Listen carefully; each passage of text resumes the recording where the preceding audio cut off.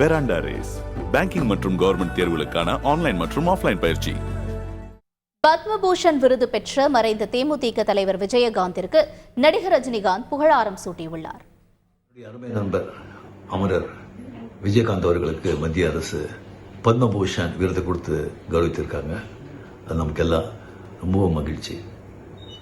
அது மட்டும் இல்லாமல் இந்திய நாட்டின் பத்மா அவார்ட்ஸ் 24 புத்தகத்தில் அவருடைய வரலாற்றை பதிவிட்டிருக்காங்க.